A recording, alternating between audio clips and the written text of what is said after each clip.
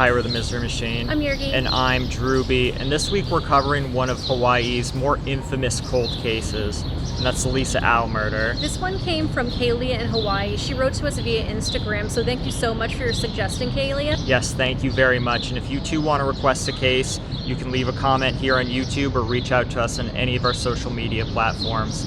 And if you are listening on YouTube, please hit like and subscribe. This is the best way to support our channel and help raise our platform so we can get smaller cases like these out to a bigger audience.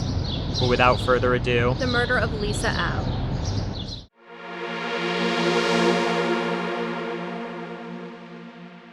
On the rainy evening of January 20th, 1982, 19-year-old Lisa Au and her boyfriend Doug Holmes planned to meet up at his sister's apartment in Makiki. Having finished her night shift as a hairdresser at the Susan Beer Salon at 9:45 p.m., Lisa commenced making her way to the meeting point in the pouring rain. Before arriving at her destination, Lisa stopped at the grocery store in order to pick up food for the gathering. Poke, a Hawaiian-style raw fish dish, was on the menu tonight. The meeting itself, though, turned out to be oddly short, with both Lisa and Doug separately departing around 12:20 a.m. Doug returned to his dorm room at the University of Hawaii, while Lisa allegedly made her way back home to Kailua. after Lisa didn't make it home, her parents became understandably worried as to her safety and her whereabouts. Without wasting any further time, the Aus called Lisa's boyfriend Doug as they were aware their daughter was with him the night prior. Unsurprisingly, Doug volunteered to help find Lisa. While searching for Lisa, Doug came upon a disturbing discovery and contacted the police. Lisa's abandoned car, which was a 1976 Toyota, was parked on the side of the highway in Monowili, near the old Kailua Drive-In. The driver's side window was rolled down about halfway, and the car's floor was flooded with about 2 to 3 inches of water, and the seats were soaking wet. Though Lisa's purse was found lying in the passenger seat, it appeared to be left relatively dry and untouched. The only thing missing from it was Lisa's driver's license. The officer expressed concern that the purse may have been placed on the seat after the torrential rain had stopped. He had also reported seeing scratches on Holmes' face. Crime scene technicians would later determine that Au's car had been wiped clean of any evidence. Thousands of missing persons flyers were distributed around Oahu Island by numerous volunteers in hopes of finding Lisa alive. However, the desperate search attempts came to a halt soon afterward when, unfortunately, the worst was confirmed. On January 31st, 1982, exactly 10 days after the grueling search began, Lisa Au's nude, decomposing body was found in a ravine off Tantalus Drive, which was a mountainous wood area with no streetlights installed along its length at the time. Due to the decomposed state of Lisa's body and the lack of evidence forensic officers had to work with at the time, Lisa's cause of death was never determined. All investigators had were the witnesses and their testimonies. In their testimonies, a few witnesses claimed that sometime in the past, they had been assaulted by a man in an unmarked vehicle posing as a police officer. Considering Au's car was found on the side of the highway with one of its windows half open, a killer cop scenario seems plausible. The rumor spread like wildfire across the state of Hawaii, and especially on the Oahu Island. And we're trying our best to say these correct. I hope we're saying it correct. This not only left Oahu citizens in terror, but also fueled their rage towards the police for mishandling Lisa Au's case. In response to these allegations, an officer was placed under full investigation, while the police policy on unmarked police vehicles was altered. After the suspected officer's name leaked out, another woman from the windward side claimed he also pulled her over and that he used blue lights on his unmarked car to do so. The new details triggered widespread fear among women that a traffic stop could be deadly. The department even sought to reassure women that they didn't have to stop for unmarked police cars, and eventually HPD banned flashing lights on car grills altogether. In the meantime, investigators continued their focus on the police officer. The primary pieces of evidence against him: the Windward Oahu woman's suspicious traffic stop and a sexual harassment complaint against him from a young woman during a police ride-along. He also lived near Au's home. Ultimately, the investigation led to a dead end, with no charges being pressed against the officer in question. After getting nowhere with police, the Au family decided to hire ex-Honolulu Police Department homicide Lieutenant Bert Corneal as a private detective, who was originally in charge of Lisa's case. Corneal was the one to expose the many errors made by the police while investigating Lisa's case. The killer cop theory was debunked by Corneal alone. He believes that if basic investigative work was done on Lisa's case, that this would have been solved much earlier. So, for example, Au's temporary license missing from her purse and the car window roll down halfway, in the citizens' minds, meant she was pulled over and had passed the license to an officer. However, it was later discovered that Lisa had forgotten to pick it back up after signing a check at the grocery store on the night the meeting with her boyfriend Doug took place. Corneal also expressed his doubts about the medical examiner's work on Lisa's body. So 1 year after Lisa's murder, her body was exhumed and was moved to Los Angeles in order to be re-examined by the coroner there. When Lisa's casket was opened, it was full of leaves and dirt and rubbish, according to the coroner, and her body hadn't been washed when the original autopsy was performed. She was still in the original police body bag. As a result, decomposition had advanced, making it further impossible to pinpoint the cause of death. And I know that this wasn't exactly what you were going for in college, but is this basically not following protocol? No, you always wash somebody. Yeah, that's what I thought. Even if they're going to be cremated, when they pass away, you wash them. It's just what you do, and it's common courtesy to do so. Not to mention they left the casket full of debris. This seems so strange. And to be in the original police body bag, I don't know how common that is, but... I don't think it's that common. Also, parts of her body are now missing. They don't know if they were actually returned to her grave. I know that the Los Angeles Police Department had examined her jawbone, and they don't know what happened to that jawbone after. Well, I was going to ask, is it pieces of her skeleton or organs? It's pieces of her skeleton at this point. Okay. Yeah, I'm sure the organs decomposed at that point. So just like most other murder cases, the lead suspect to Lisa Au's case was her significant other, Doug Holmes. While not proven guilty, many suspicious signs seem to point otherwise. Thomas Thornburg, a security guard at the Makiki apartment building where Doug's sister lived, was interviewed by Corneal. He said that around 11 p.m. that night, he had heard a couple arguing and then saw Lisa Au leaving the premises, while Doug was seen leaving a couple minutes later. So Doug Holmes was also issued 2 lie detector tests, which he failed. His excuse was he felt guilty for not driving Lisa home that night, as she was an inexperienced driver. To top this all off is a claim made by Charlotte Kamaka, a newspaper delivery driver interviewed by Corneal. She later testified before the grand jury about what she saw on Tantalus Drive in the hours after Au went missing. She said she was on her regular route at about 2:30 a.m. She claimed she saw a man driving in a blue car along with a woman in the passenger seat who seemed to be asleep or unconscious. However, Kamaka's claims were never able to be verified. I do remember reading she had stated that when the car went around a turn, she saw the person who she believed to be asleep or unconscious head just fall. That's kind of hard to verify. I mean, especially at 2:30 a.m. Yeah, you would think it'd be pretty dark. I don't know what 2:30 is like in Hawaii, but I think that would be really hard to make out. Especially where on Tantalus Drive, there wasn't any streetlights at that time. Not at all. So I can see why that would be thrown out of court as evidence. And did they ever confirm whether or not Doug had a blue car?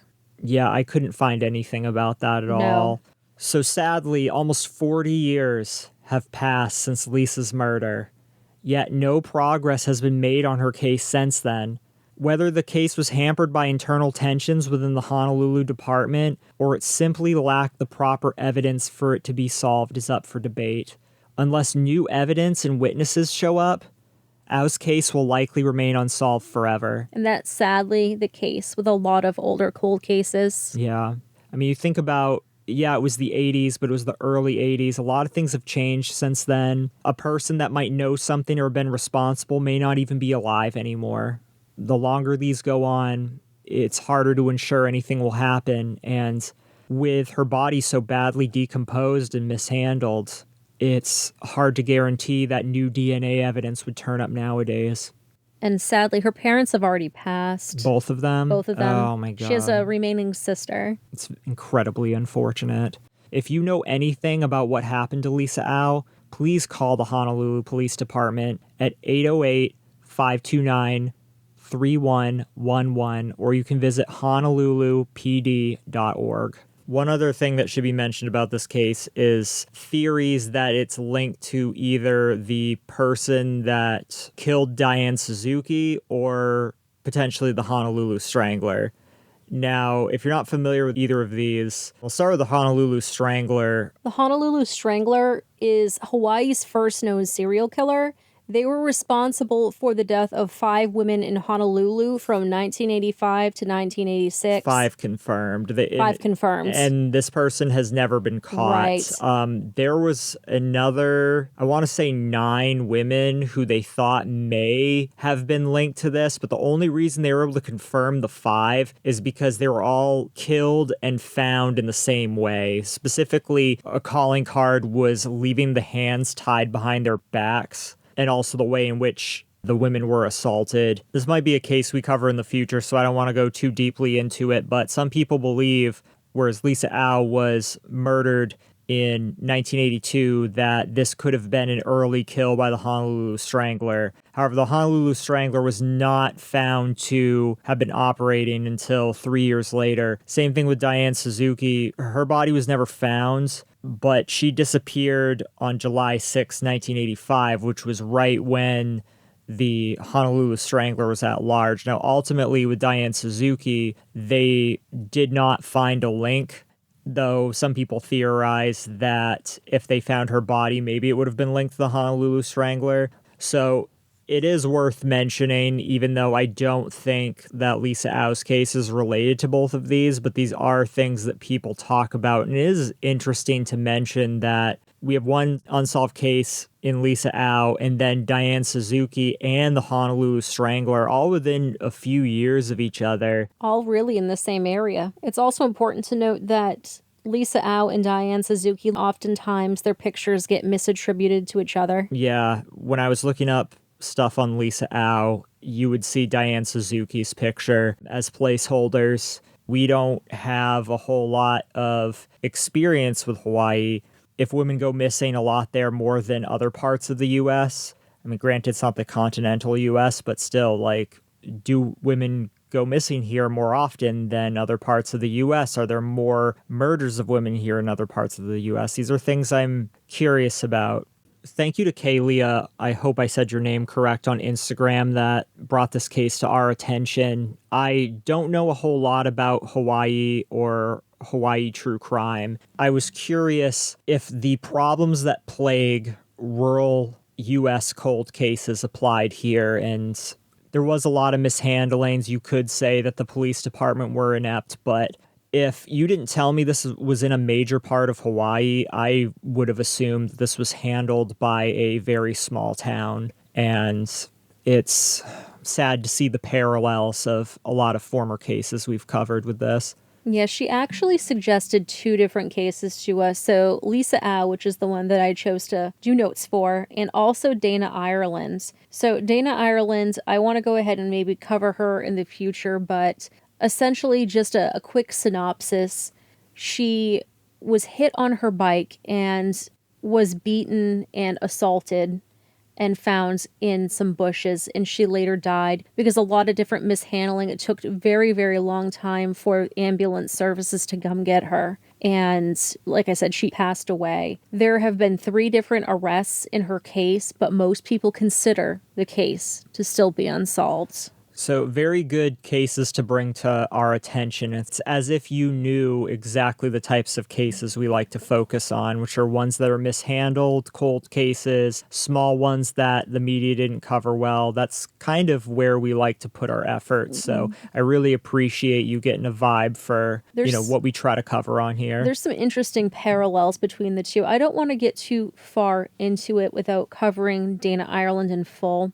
But maybe I'm wrong here, maybe I'm not. Folks from Hawaii can kind of chime in on this. But I almost wonder if there's some cultural or racial parallels in this where Lisa Au is a native Hawaiian person, and her case goes unsolved. Much like in the mainland, we see a lot of cases with indigenous people going unsolved. Yeah, our natives often here and in Canada. Where Dana Ireland is a white woman, and she's got 3 arrests. Very so it's possible. interesting. I don't, want to go too far into it, but it's just what I observed in the small amount of research I was able to do So on both cases. if you're from Hawaii, or if you've spent a decent portion of time there and you understand what life's like there, if you could get in touch with us, miserymachinepodcast@gmail.com, reach out to us on social media, let us know if that assumption is correct, and anything that you can share about what the culture's like there and how it could impact a case, things that you feel that we should have known or mentioned in regards to the case that could have made an impact. I would love to hear from you, because it's not a place that either of us have been. I'd love to go. I would too. It seems so lovely. I would too. Yes, I've had family members that just went and they loved it. My mom loved it. I would love to go. I would absolutely love to go. And if you're listening on YouTube, if you could please hit like and subscribe. This is the best way to support our channel and ensure that our platform gets raised. It's hard to get into the YouTube algorithm covering small cases. And by hitting like and subscribe, you ensure that we can get these smaller, lesser known cases out to more people and get them the platform they deserve. If you're listening on the other platforms, if you want to hit subscribe on there as well, this helps us very much too. We aren't just a YouTube channel, we are a podcast first and foremost. We also have a very wonderful group of people who have decided to go that extra step to support us on Patreon. So let's thank those people now. Thank you, Eddie, Rowan, Marky, Holly, Ashley, Vu, Serena, Chloe, Mark, Tara, Sophie, Karen with an EA, Neil and Karen, Dave and Karina, Dakota and Kitty, Jen, Mo, Jenny, Nora, Robin, Tom, Kaylee, Alex, Jacob, Victoria, Bailey, Steven, C. Asia, Casey, Amanda, Patricia, Alexis, Corrine, Sarah, Catherine, Jody, Sally, Kimberly, and Levi, our highest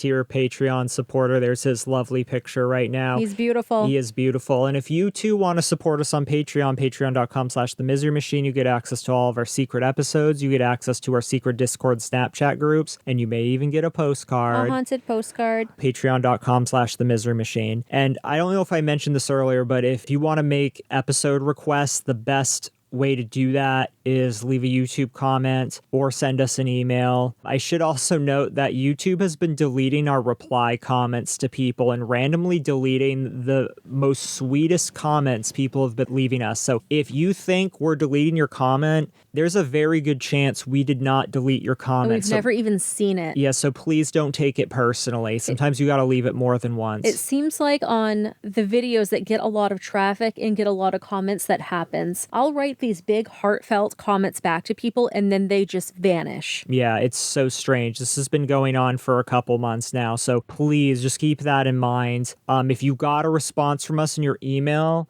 and then you go there and you see it's gone, it wasn't us that deleted it. It was probably YouTube. And I don't know if it's just something they do on videos that have a lot of traffic on there. I don't know. I mean, in general, YouTube doesn't like true crime podcasts. That's why all of your support, the likes, the subs, the comments, they go an awful long way because we're fighting an uphill battle here. The fact that we've gotten to 10,000 subs is no small feat, given that YouTube often demonetizes and hides true crime content from their viewers in the algorithm, considering it to be adult, even if we don't swear or give gory bits, but that's neither here nor there. Until next week. We love you. We love you. Bye. Bye.